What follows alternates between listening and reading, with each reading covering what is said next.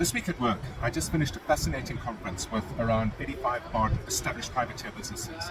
The issue we were debating is scale and growth, of course. Of course, it would be growth. And the question that arose that I thought was really interesting was, where should growth be led from?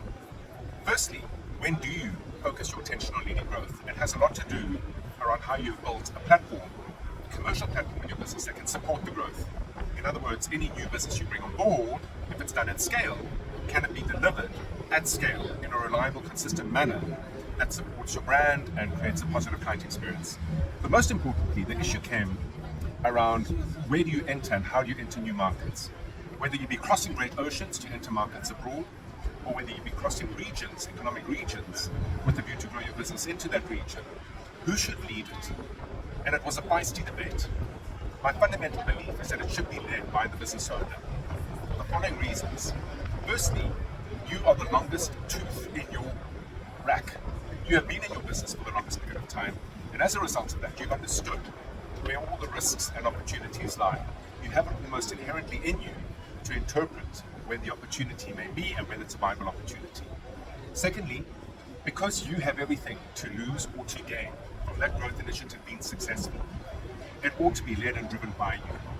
If you place yourself in a position where out of sheer necessity, your investment into a new market needs to yield a return, you can be assured that you will get the best performance out of yourself, driven not only by your knowledge and industry, your relationships within the sector and the industry too, but out of sheer necessity, the need to succeed, along with the will to succeed, will allow you to tolerate failure after failure after failure until you find traction in that new market itself.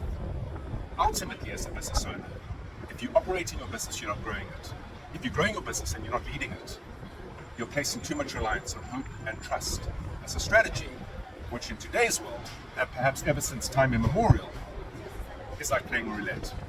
Take control of growth by leading it directly, and ensure that in leading it, you do so in a manner that you are doing so against a scalable service platform to back you when you do find traction in those new markets you've entered. Until next week, have an entrepreneurial day.